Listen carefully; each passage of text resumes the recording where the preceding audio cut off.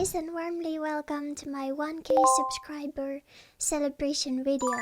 The topics of this video will be the 3 waves of volunteers, the 3 soul signatures starseeds can hold, aka Indigo, crystalline, and rainbow soul signatures, and a swift look into my current trauma release exercise routine. What do I do in order to release trauma from my body? What exercises do I currently do? These are the topics I picked from your suggestions in the previous video's comment section. I want to thank everyone who suggested different topics for this video. They were all great, but I picked these topics because they were the most relevant for this moment and something I really want to talk about right now. But I will definitely consider including your suggestions in my future videos. Before we start, if you're new here, my name is The Only Pearl and I am here to help you, heal you, shift you, and share very unique knowledge with you. So please make sure you subscribe. Okay, let's dive right into the first topic. What are the different soul signatures? The rainbow, the crystal, and the indigo. And are these 3 related to the 3 waves of volunteers? The rainbow, crystalline, and indigo are basically soul signatures starseeds can have. And you can embody 1 or 2 or even all 3 of them at the same time. These are basically mission archetypes. They are different kind of missions you can have as a starseed. You can have only 1 of them, you can have 2, you can have 3. But they are related to your mission, and all of them are 3 different missions you can take as a starseed. And what does the 3 waves of volunteers mean? These are basically the big 3 groups of starseeds, aka helper souls, who came on Earth, who incarnated on Earth on 3 different time frames. The first wavers came around 1940s to 1970s, and the second wavers came around 1980s to 1990s, and us third wavers came around 1990s all up until today. So from 1990s and onwards, the third wavers came. Many people believe that each soul signature is tied to each wave of volunteers, but I belong to the group that doesn't believe this is the case. I believe that starseeds are all individuals and a soul signature doesn't come tied to the era you are born in. For example, you can be a first waver embodying rainbow mission, or you can be a third waver embodying indigo mission. They are not tied to these time frames. I believe it's very individual. What is your soul signature, or what are them? Do you embody a little bit of all, or do you embody just 1 or 2? Okay, let's start with going through these different soul signatures, indigo, crystal, and rainbow, and then move on to the waves of volunteers so that we can understand both of these terms fully. There's a lot of confusion on these terms and a lot of conflicting information, so I want to clarify my own comprehension of these words, these topics. Let's start with the indigo. The first soul signature, the indigo, has everything to do with breaking down old systems and being a rebel. They are extremely mission driven and have a strong inner fire for righteousness and the truth.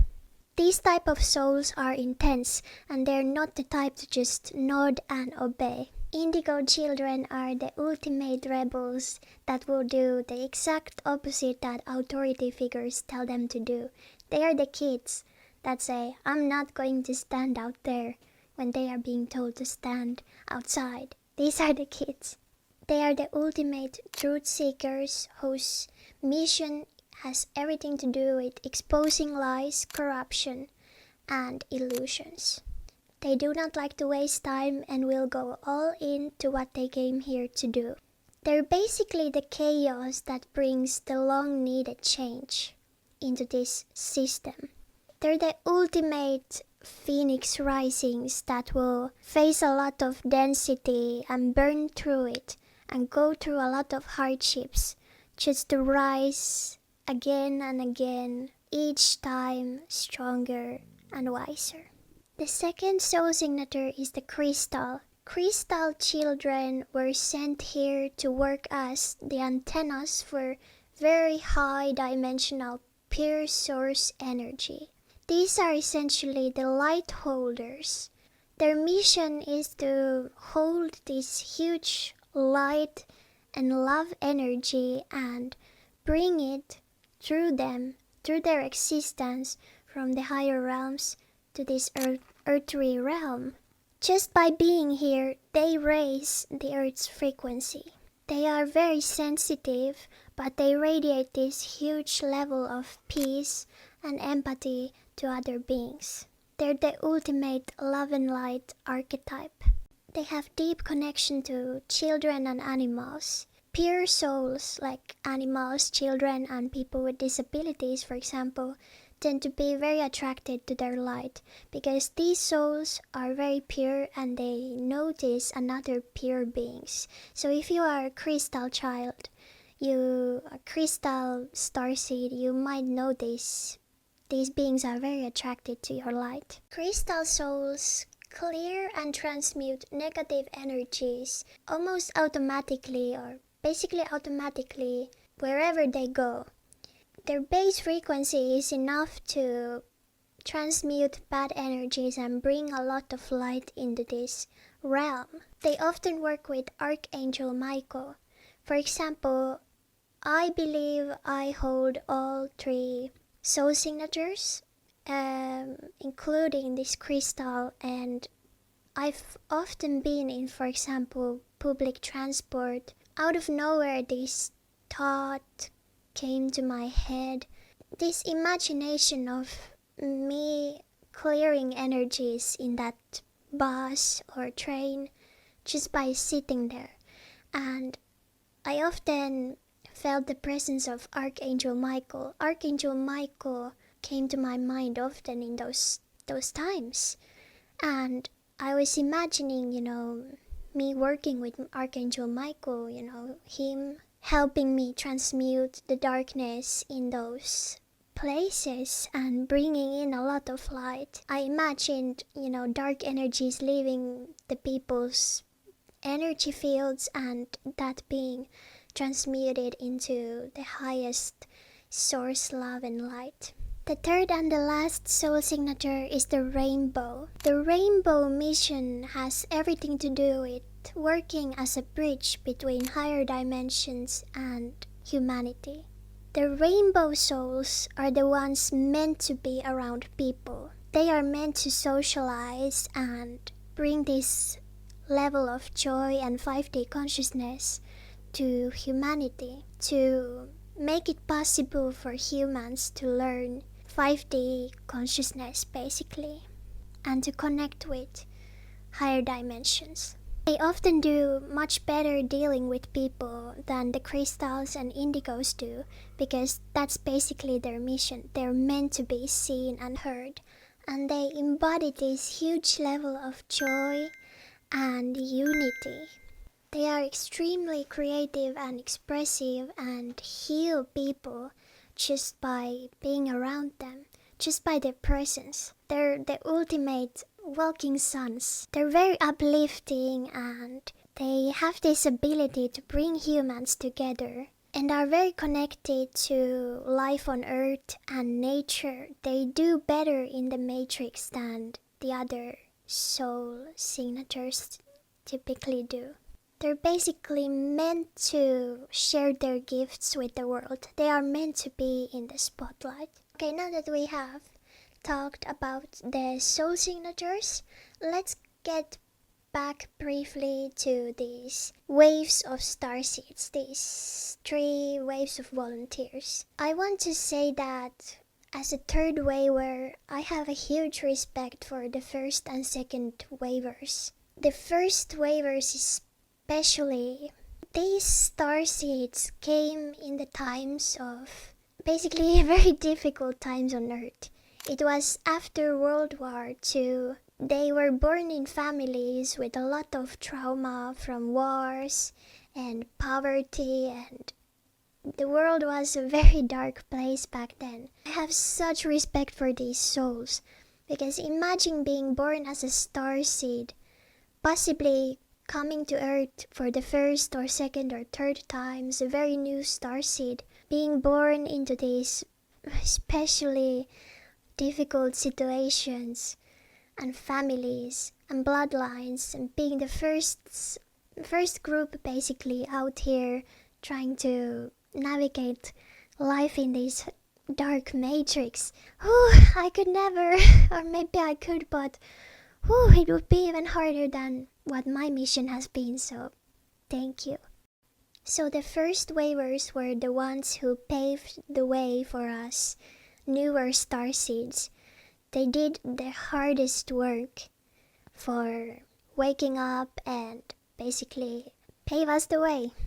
Make it possible for us to come here. Make it a little bit easier. The first waivers, they were often hippies, because back in those decades, hippies were the ones who were considered weird. They had their own way of seeing things. Most of them were starseeds, because starseeds came to disrupt this darkness, the matrix, and the hippies were the dissidents, so many hippies were actually starseeds. Okay, the second waivers were the ones born in around 1980s, 1990s, between that decade and time frame. The second waivers didn't incarnate in that difficult circumstances than the first waivers typically did, but they also did a lot of work for us third waivers. They did a lot of researching important studies, important steps for awakening, for humanity. They had a lot less available resources for researching and basically waking up. Back then, the internet wasn't such a thing, or it was a lot less. You could find a lot less information on the internet about starseeds, about awakening, about the ascension process, all these things. So also a huge respect to the second waivers who had it a little bit more difficult than us third waivers do. Okay, and us third waivers who came after 1990s and who are still incarnating until to this day. Many of us have been born in the late 1990s or in the early 2000s like I did. Us third waivers are the starseeds who basically incarnated on the most pivotal time on Earth's history, because this is the lifetime where we will ascend to 5D and this matrix will fall. We will witness the fall. We will witness this shift.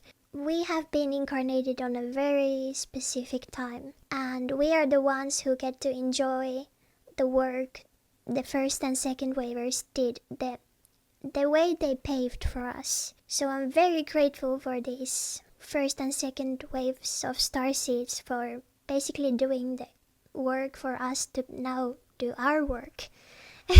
Yeah, us third waivers now have so much information available.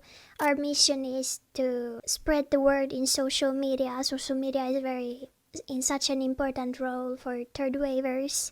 We can reach a lot of people here on these platforms. We can awaken many souls, help other starseeds through social media. So we are meant to spread the word, spread the information that the first and second waivers have done for us.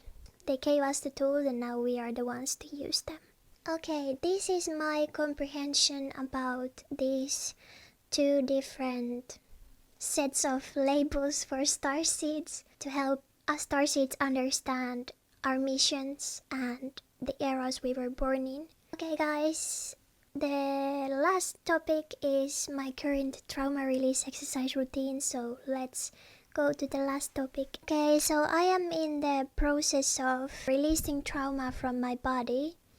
I have done trauma release exercises for these past 1 to 2 months, and my current routine consists of doing many times a week trauma release exercises from the following areas: hips, neck, and back.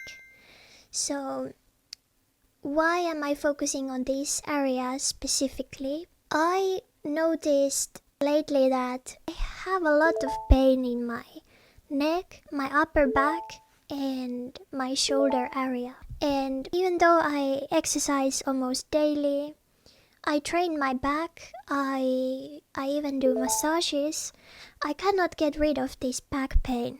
And there is not really any good explanation for that. And then I realized it really has to do with my chakras. I am storing something, some energy, some trauma, some emotions on my back. And I realized it's because my heart chakra is overactive. My throat chakra is sometimes blocked. It has always been the weakest chakra for me, my throat chakra. And my solar plexus is also unbalanced.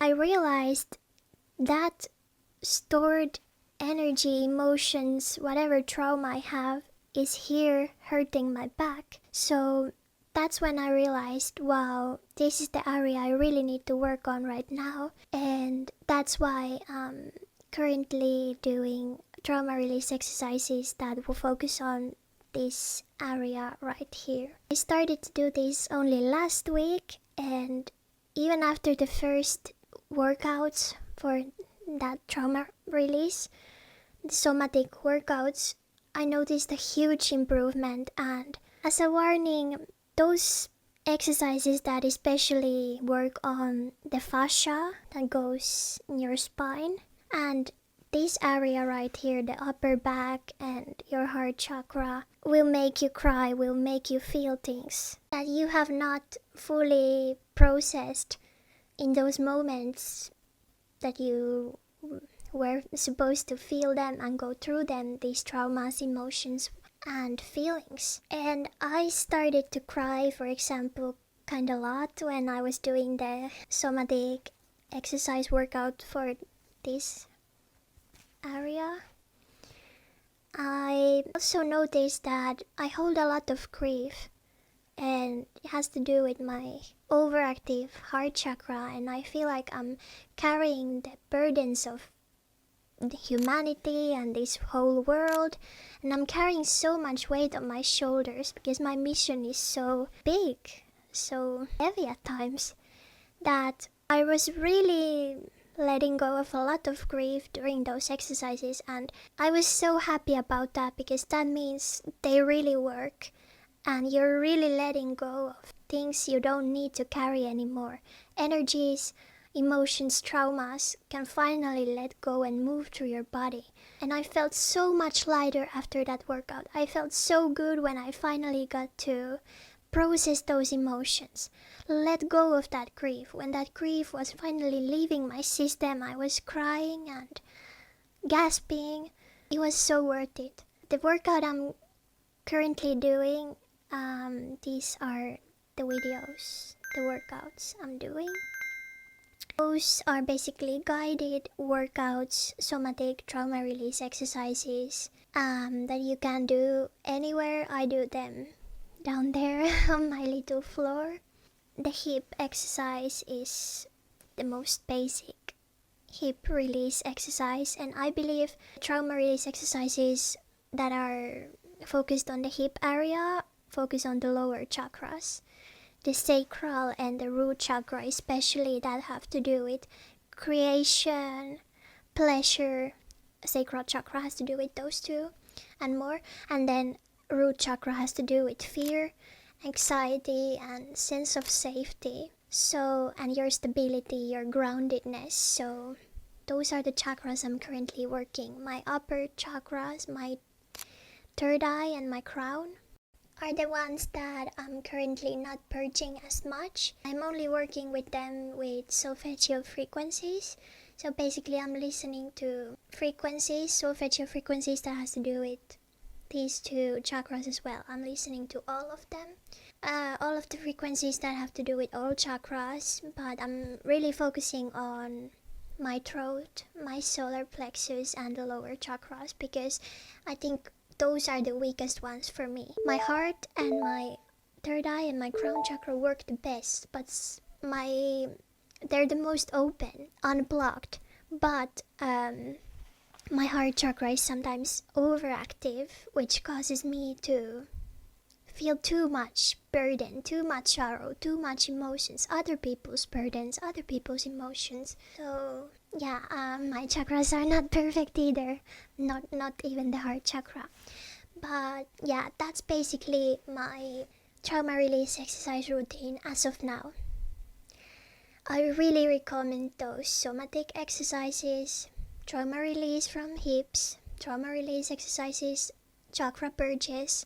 But as a warning, you will feel all that you didn't feel when the emotions came. So be prepared to release some heavy stuff, and be ready to, when you're purging your chakras with these exercises, be ready to face your ego resisting that process.